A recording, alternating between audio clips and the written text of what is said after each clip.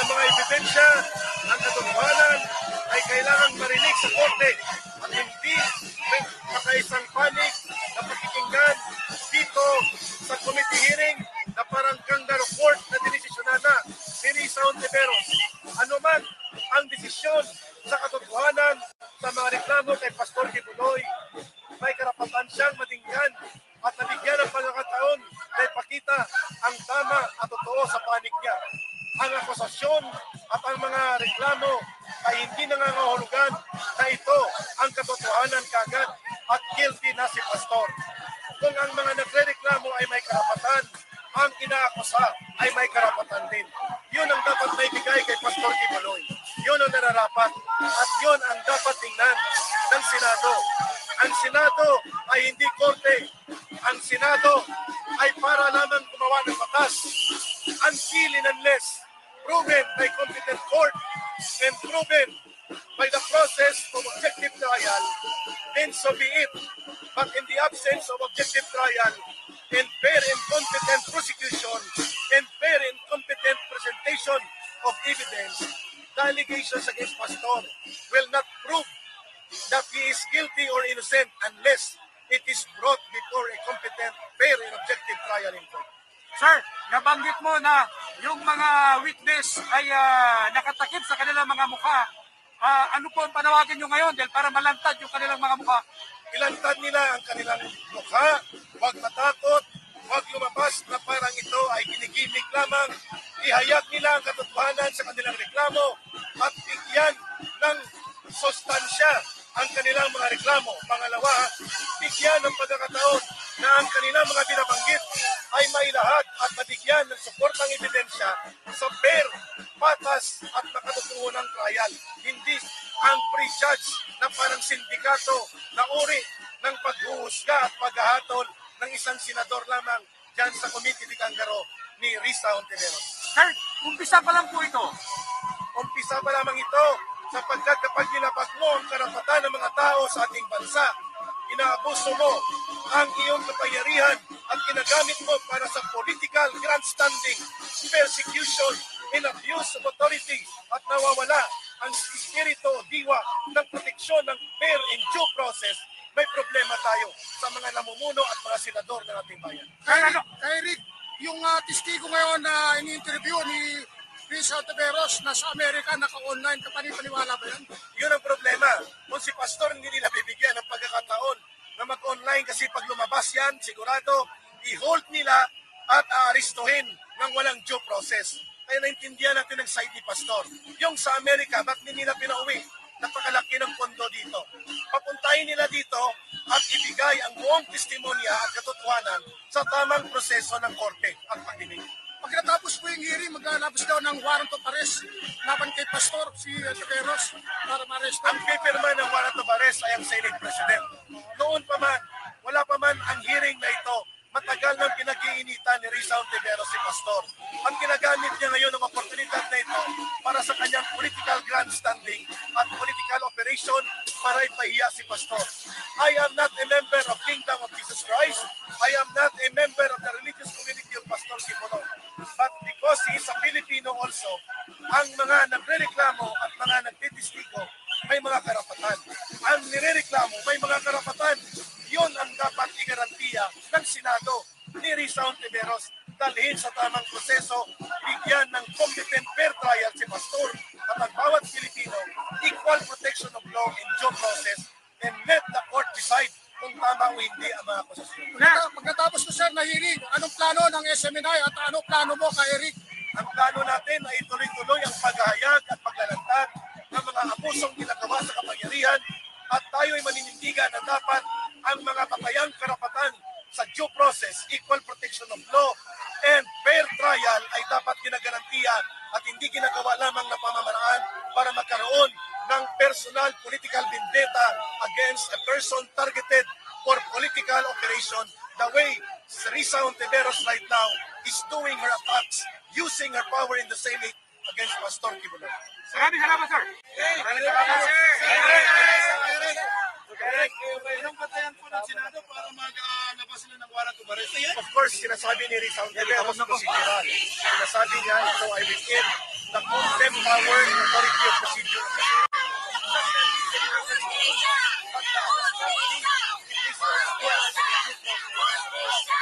Bago pa man mangyari ang hearing na ito, alam na natin na may pre-judgment, may pre-conclusion at niluluto na niya ang kanyang pananaw ayon sa kanyang mga biases. Samantalang dapat malaman ni Risa Hontiveros na ang batayang karapatan sa due process of law, equal protection of law, and fair trial ay mga batayang karapatan na hindi ginagamit ang Senado para labagin ito at ipahiya ang mga individual na tao na inaakusahan.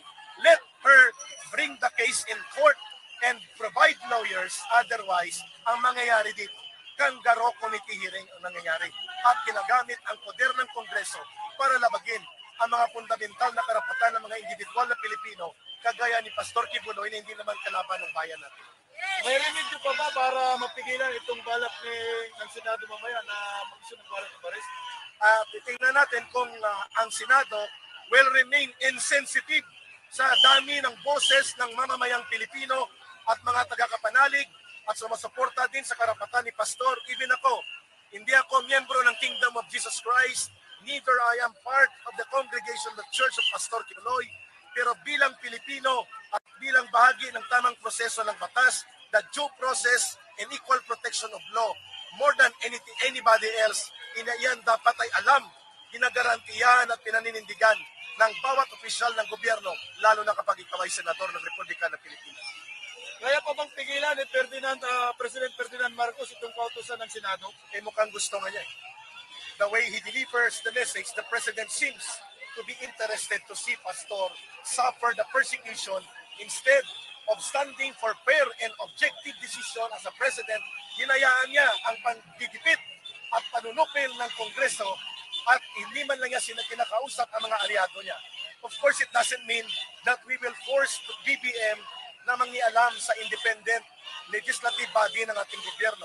But as a President, he should also understand the due process of law is fundamental and essential in the exercise of democratic rights of the people, and it should never be violated or abused by people in authority the way Risa Hontiveros is abusing her power right now.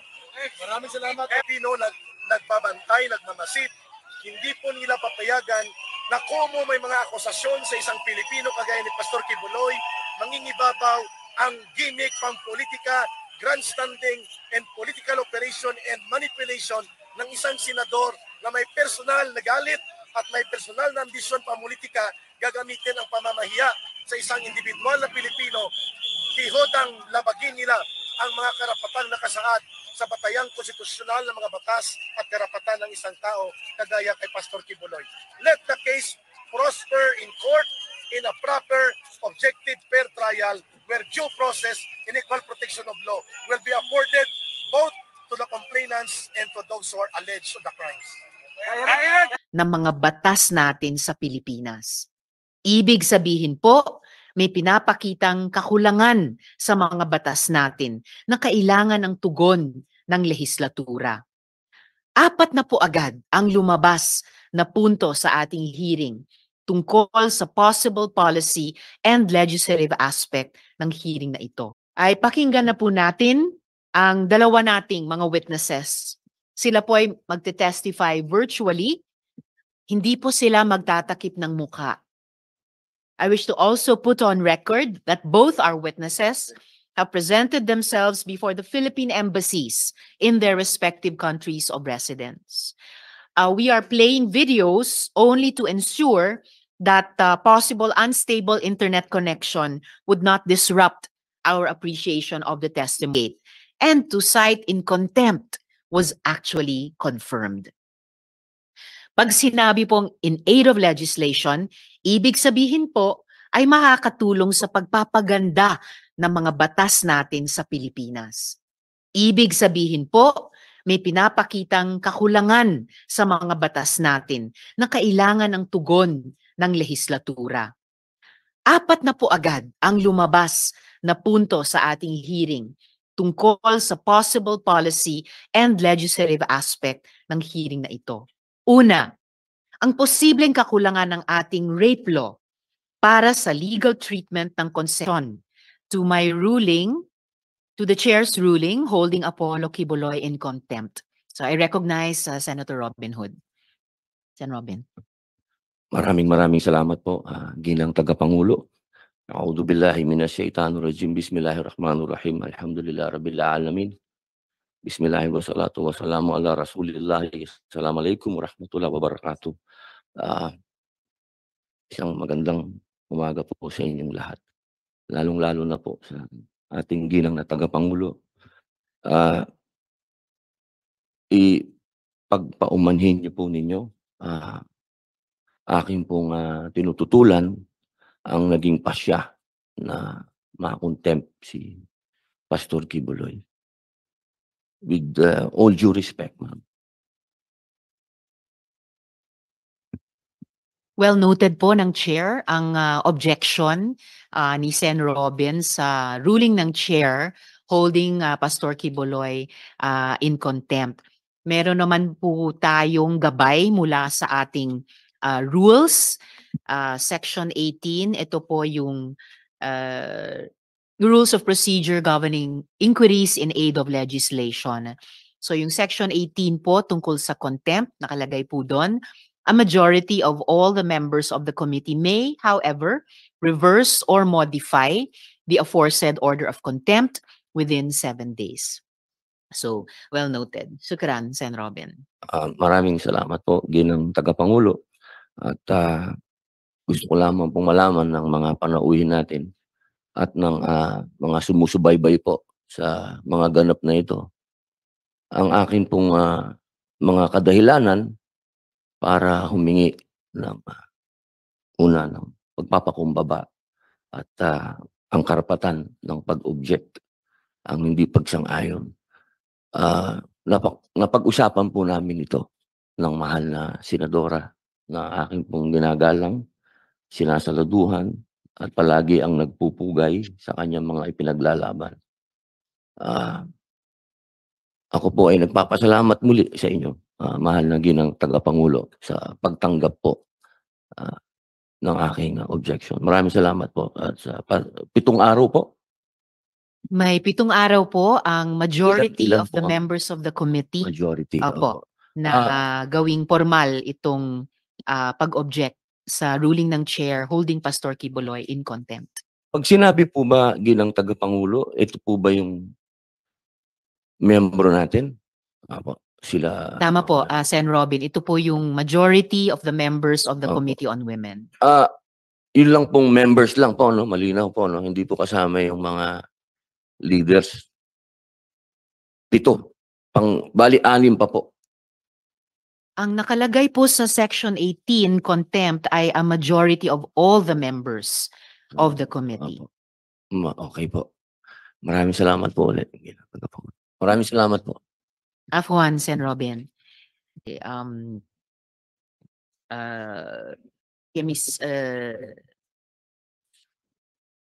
Miss Reynita, no? Ano pong mga proteksyon ang pwedeng ibigay sa mga OFWs na who fall prey to these kinds of abusive activities? Is DMW with us today, Comsec? Subiri para manatili siyang leader ng Senado. Sa gitna pa rin niya nitong umiinit pa rin na issue ng umano'y planong pagpatalsik sa kanya sa pwesto. There's a lot of pressure to change Mig Subiri. But it's all coming from outside the Senate, not within the Senate. So strange. Sa bibig na mismo ni Senator Amy Marcos nanggaling na may nagpaplano na naman daw patalsikin si Senate President Juan Miguel Zubiri. Pero ang katakataka, sabi ng senadora, hindi mga senador ang utak ng nilulutong kudeta. Walang direktang binanggit na pangalan si Senator Amy, pero ang pasaring niya, tila puntiri na naman si House Speaker Martin Romualdez. Maraming ugong. Pero lahat ng ugong galing sa Kongreso, hindi sa Senador. Nakakatawa nga eh. Pagpag na lang kaya nila yung Speaker, ba't nila papakialaman yung SP? Sa 24 na miyembro ng Senado, 13 ang kailangang boto kung may magtutulak na palitan ang Senate President. Pero kung ang seatmate at kasama sa majority block ni Zubiri, si Senator Win Gatchalian ang tatanungin, wala raw siyang naririnig tungkol sa kudeta. Dito sa National Capital Region, umaga pa lang nitong Lunes ay nagkahanda na ang venue na pagdadausan ng kapangyarihan at kalayaan ibalik sa taong bayan o kakisab prayer rally dito sa Liwasang Bonifacio sa lungsod ng Maynila. Nilalayon ang nasabing prayer rally na magbigay ng suporta kay Pastor Apollo C. Kibuloy ng The Kingdom of Jesus Christ o KOJC. Ang rally ay pinangunahan ng key leaders ng Kingdom of Jesus Christ. Kasama rin sa nakikiisa ang ilang personalidad na sina Attorney Harry Roque, Dr. Lorraine Badoy, Jeffrey K. Eric Celis, Attorney Ferdy Topacio, Jay Sonza at iba pa. Narito rin sa prayer rally dito sa Maynila ang grupo ng Mindanao Indigenous Peoples Council of Elders and Leaders o MIPSEL at ang grupong Yakap ng Magulang. Ito ang mga sumusunod na lugar na nakikiisa sa prayer rally bilang suporta kay Pastor Apollo. Dito sa NCR, ang Caloocan City, Quezon City, Marikina at Las Piñas City at iba pang lungsod. Kasama rin ang Bulacan at Cavite. Rally bilang suporta kay Pastor Apollo. Dito sa NCR, ang Caloocan City, Quezon City, Marikina at Las Piñas City at iba pang lungsod. Kasama rin ang Bulacan at Cavite. Nakikilahok din ang ilang key leaders sa iba pang parte ng Luzon gaya ng Pangasinan, Ilocos Sur, Isabela, Tuguegarao, Cagayan Valley, La Union, Pampanga, Mount Province, Benguet, Tarlac, Nueva Ecija, Batangas at Albay. Sa parteng Visayas naman ang Cebu, Tacloban, Leyte, Bohol, Bacolod, Iloilo, Rojas City, Aklan at Palawan. Sa Mindanao, ang Bukidnon, Cagayan de Oro, Butuan, Coronadal, Kidapawan, Cotabato, Jensan at Tamob City. Sa Davao area, East Davao, North Davao, South Davao, West Davao, Davao de Oro at Central Davao. Kabilang din sa nakikiisang KOJC leaders ang mga nakabase sa ibang bansa gaya ng Malaysia, Kuching Malaysia, Hong Kong, Japan, South Korea, Dubai, Israel, Turkey, Morocco, United Kingdom, Italy, Barcelona, Spain, Madrid, Spain, Greece, Costa Rica, Honduras, Sao Paulo, Brazil, Brasilia, Brazil, Minas Gerais, Brazil, Vancouver, Canada, Manitoba, Canada, Toronto, Canada at Hawaii. Para sa Diyos at sa Pilipinas kong mahal, Cresilyn Katakad ako papunta dito. Naiiyak ako, naglalakad pa lang ako dito kasi nakikita ko ang init ng pagmamahal natin para sa bansang Pilipinas. Samantala, nagbigay din ng dalangin si Pimentel para sa Pilipinas.